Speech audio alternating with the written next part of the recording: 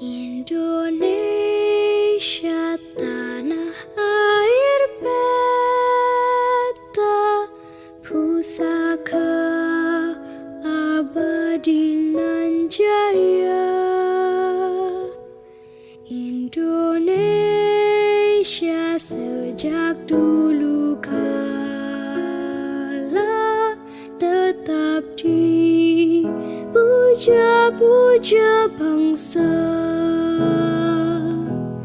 Di sana tempat lahir beta,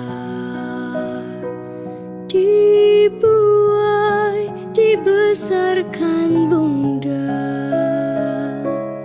tempat berlindung di hari tua, tempat akhir menutup mata. Di tempat ini, karena lahir dari timang-timang, dibesarkan oleh ibu kita. Mungkin ibu kita sekarang udah tua, ada juga udah nggak ada, tapi napasnya yang kita hirup sekarang ini dari doa-doa dan warisan ibu kita. Termasuk tanah ini adalah ibu pertiwi. Di sini kita lahir, dan insya Allah kita akan mati di Aceh juga kan. Kalau gitu siapa yang mau perbaiki negara bangsa, menyambung harapan dan timang-timang serta doa ibu kita? Kitalah hari ini. Dan mungkin Pak Gub, kita udah tidak miskin sampai mati, tapi kalau kita salah memperlakukan ibu pertiwi ini, anak-anak kita akan bersoal besok Pak Kapolda, Pak Wakil. Makanya saya kira kalau hari ini kita nyanyi Indonesia Pusaka juga untuk mengingatkan bahwa Indonesia ini sudah diwariskan oleh ibu kita. Kita harus jaga. Kita yang diberi amanah, apapun siapapun, kita harus bisa berbuat bagi ibu pertiwi, menyambung belai-belai doa-doa ibu kita yang ada. Orang Aceh masih bisa nyanyi kan Indonesia Pusaka, tapi suaranya besar. Indonesia tanah pusaka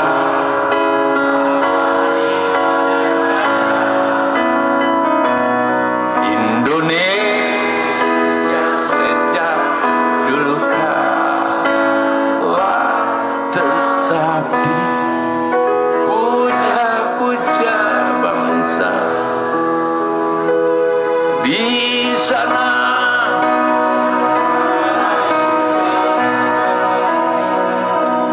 dibuai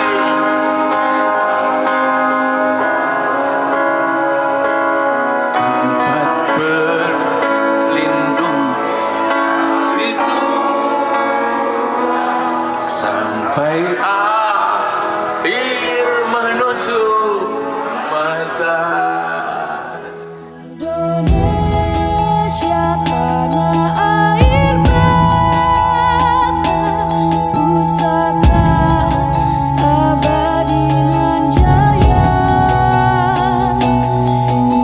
Indonesia sejak dulu kala tetap. Menteri Pertanian Republik Indonesia Syahrul Yassin Limpo mengungkapkan Aceh memiliki syarat komplit untuk mendukung terwujudnya swasembada pangan daerah. Hal itu ia sampaikan pada kunjungan kerjanya di Kampung Blangmiro, Kecamatan Simpang 3 dalam rangka mengikuti kegiatan gerakan panen padi bersama Menteri Pertanian Republik Indonesia pada Jumat 4 Maret 2022. Pada kesempatan itu, Menteri Republik Indonesia juga turut didampingi oleh Gubernur Aceh Nova Iriansyah. Mentan menyebutkan ada 5 kelebihan yang dimiliki Aceh sehingga mampu mendukung ketersediaan kebutuhan pertanian dan perkebunan daerah, khususnya terkait pangan, yakni pertama Aceh dikaruniai wilayah pertanian yang luas, indah, dan subur. Kemudian, mayoritas masyarakat Aceh juga banyak menggeluti profesi pertanian. Ketiga, Aceh juga didukung dengan pemerintah yang sangat peduli terhadap pengoptimalan pembangunan dan pengembangan sektor pertanian. Keempat, untuk mendukung itu dibutuhkan intervensi SDM yang mumpuni di bidang keilmuan pertanian.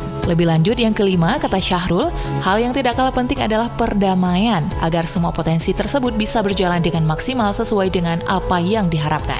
Sementara itu, Gubernur Aceh Nova Iriansyah mengatakan, pandemi COVID-19 juga telah memberikan dampak problematik sistematik terhadap sektor ekonomi. Namun, tidak demikian pada sektor pertanian Aceh yang telah memberi kontribusi positif terhadap pertumbuhan ekonomi. Sesuai dengan arahan Menteri Pertanian, pemerintah Aceh akan fokus dan intensifikasi pada pengembangan sektor pertanian, termasuk dengan konsep Integrated Farming System atau sistem pertanian terpadu. Kemudian lanjut Nova, ekspor produk pertanian Aceh juga menunjukkan kinerja yang menggembirakan, di mana nilai tukar petani terus membaik. Bahkan pada penutupan tahun, bulan Desember 2021 mencapai 104,1. Ia menuturkan, pencapaian tersebut merupakan hasil bersinergi semua pihak, stakeholder baik dari pemerintah pusat, pemerintah Aceh, dan pemerintah kabupaten kota dengan saling menjalankan program dan kegiatan yang telah direncanakan. Di kesempatan itu pula, Menteri Pertanian Republik Indonesia menyerahkan bantuan program Kementerian Pertanian tahun anggaran 2022 kepada Gubernur Aceh senilai 82,6 miliar rupiah. Dana itu diperuntukkan untuk pengembangan sektor pertanian di bumi Serambi Mekah.